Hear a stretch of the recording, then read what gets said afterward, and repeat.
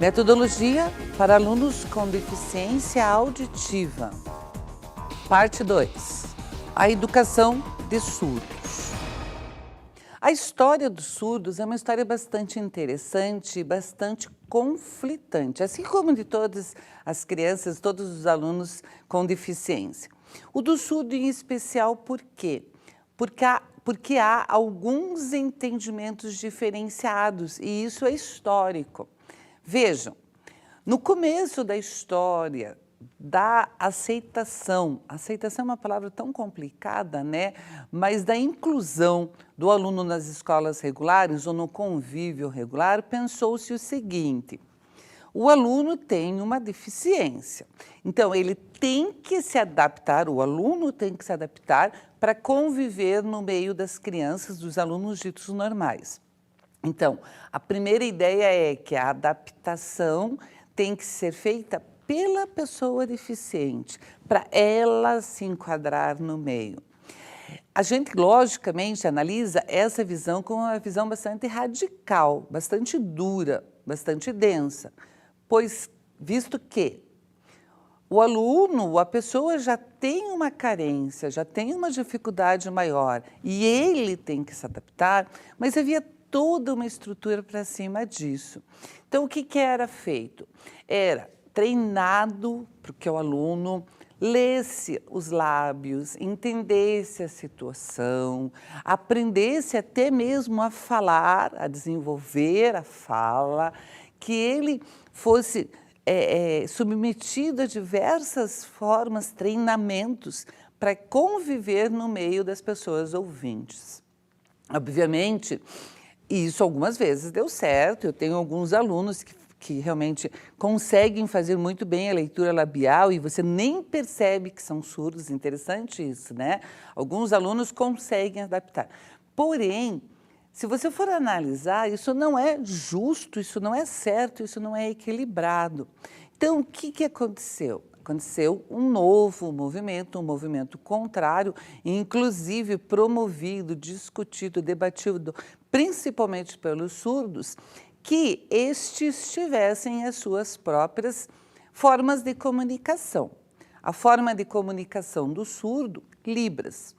Você sabe quantas línguas oficiais há no Brasil? Interessante isso. É questão de concurso, interessante. Quantas línguas oficiais há no Brasil? Nós temos 2 línguas oficiais. Nós temos a língua portuguesa e nós temos a língua de sinais, Libras, língua brasileira de sinais, a Libra.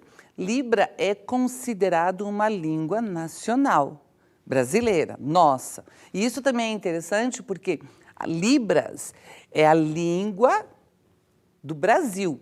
Então, por exemplo, se Libras aqui para nós, oi, tudo bem, né? Como está?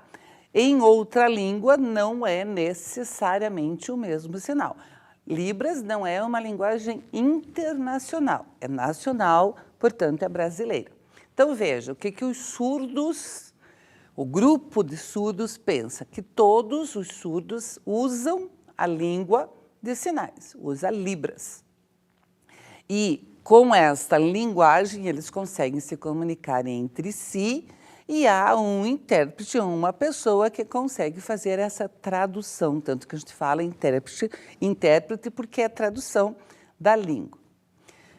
Então nós temos aqui 2 polos, ou o surdo, ele se adapta ao universo da pessoa ouvinte e vai nesse universo do jeito que pode, ou ele se comunica através da Libras, né? Inclusive o meu nome em Libras é assim, né? É o M, assim, interessante.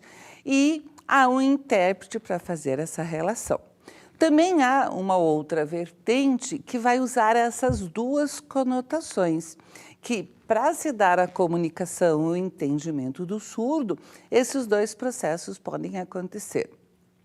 Já conversamos que há várias formas de analisar e de olhar a pessoa surda, porque se ela tornou-se surda no processo, se ela falava, se ela ouvia, consequentemente falava, né?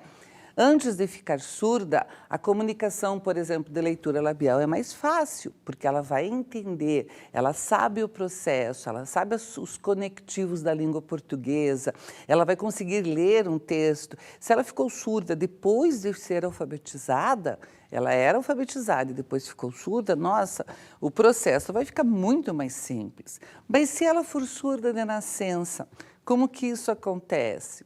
Então, essa questão ela tem que ser discutida e tem que ser analisada. Vamos ver tudo isso que eu falei de uma forma um pouquinho mais sistematizada. Então, acompanhem aqui, nós temos a abordagem. Que tipo de abordagem a gente faz na hora de trabalhar com as pessoas surdas? Podemos começar pelo oralismo. Oralismo ensina o surdo por meio da língua oral ou falada por leitura labial. Então, o oralismo trabalha com o surdo falando oralmente e lendo a leitura labial de quem está falando com ele. Nós temos uma outra abordagem também, que é a chamada comunicação total. Ela é realizada por qualquer meio ou forma, como desenhos, gestos, mímicas, oralização, língua de sinais, leitura labial, alfabeto manual, ampliação sonora, leitura e escrita. E nós temos o bilinguismo. O bilinguismo é considerado o método de ensino mais apropriado à cultura surda. A língua materna desta comunidade surda é a língua de sinais. A língua portuguesa é vista como a segunda língua na modalidade escrita. E quando é possível, na modalidade oral também ela vai ser usada. Então veja, bilinguismo, duas. Qual que são duas?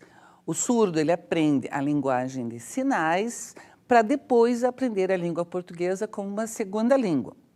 Esse método, essa abordagem, ela é bem mais apropriada para a pessoa que nasceu surda de nascença, que não teve contato com a oralidade. Para ela fica mais fácil ela se comunicar.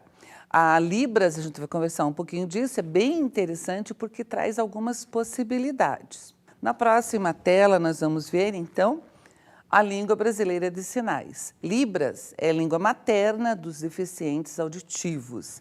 Ela é composta por combinação de sinais e gestos realizados no momento da comunicação. Então, nós temos lá o alfabeto, né? Existe um alfabeto, mas também existe a comunicação por gestos. Então, ela não é alfabética, não é só alfabeto. Os gestos e os movimentos significam coisas. E não é só isso. É toda uma expressão corporal que precisa ser trabalhada. Eu vou aprender Libras, então eu vou aprender o alfabeto. Eu não sei, né? Eu não sei qual que é o alfabeto. Eu já tentei, mas eu não sei. Eu sei só algumas coisas mais básicas, mais simples. Gente, só o alfabeto não é suficiente, tá? Existe toda uma formação para que o intérprete, através de gesto, de postura, de fisionomia, consiga transmitir ao aluno surdo, à pessoa surda, a comunicação que se deve fazer. Lembrando que o intérprete tem uma atividade, assim, muito importante, muito bem formada, toda uma formação para essa pessoa, porque ele tem que traduzir para o surdo sem interferir, ele tem que se traduzir de uma forma imparcial, né? Então, digamos que em uma aula ou num debate político, né? Ou mesmo discutindo futebol, por exemplo, vamos usar esse exemplo, o intérprete não concorda com as coisas que sejam ditas. Não interessa. O que ele precisa fazer? Ele precisa traduzir exatamente como ele está ouvindo. Ele é só um meio, né? O intérprete é um meio. E para isso tem que ter uma formação. Imagine, por exemplo, uma discussão a nível religioso, político, social, preconceituoso, enfim, né? Então, é um papel bastante importante. O que a nossa legislação brasileira diz? Que quando nós estivermos em escolas, um aluno surdo, é necessário, sim, ter um intérprete o tempo todo acompanhando esse aluno.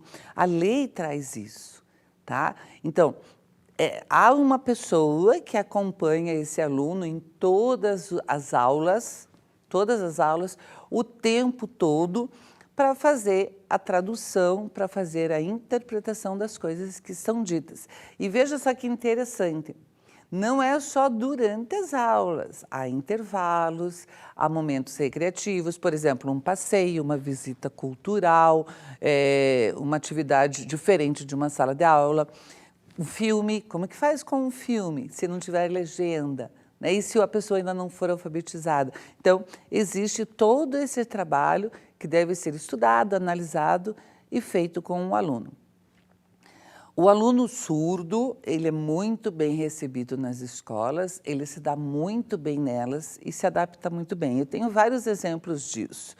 O que nós precisamos é um universo de vontades. Então, a escola tem que ter vontade para fornecer os elementos necessários, o professor ou o intérprete da mesma forma e o aluno e a família também.